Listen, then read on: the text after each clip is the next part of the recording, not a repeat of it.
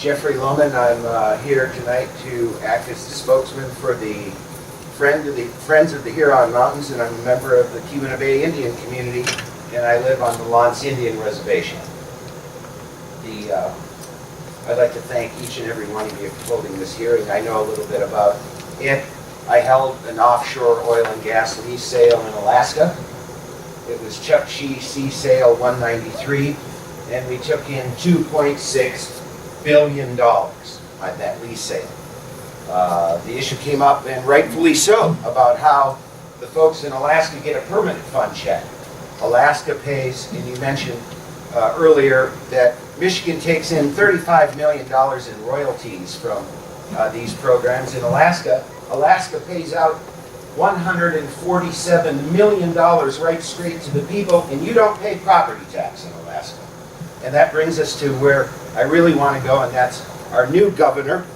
We can't wait for her to arrive so we can see whether or not we're going to change our values. And I want to talk about the economic values and what's really important from an economic perspective real quickly. We have the potential on the Great Lakes to have a $6 billion renewable, and I mean as in it won't ever end, commercial fishery. But we have to bring it back. We have to undo what happened to our resources. When I say our resources, I'm talking about the treaty resources that appertain to the tribe under an agreement with the United States government. They clear-cut the UP, and that decimated the fishery.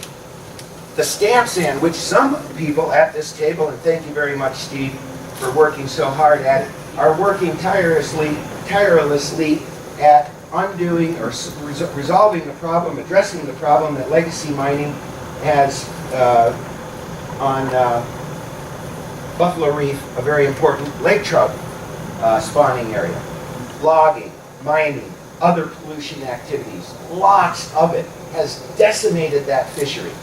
Now you do the math and compare what this non-renewable industry is valued at and what the potential is for, it's like having a rock in one hand.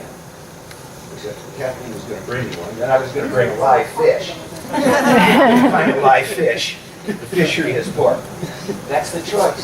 That's the choice, and we're hoping, and I encourage everybody, including and especially Steve, to volunteer to get on Governor-elect Whitmer's transition team and send her this message.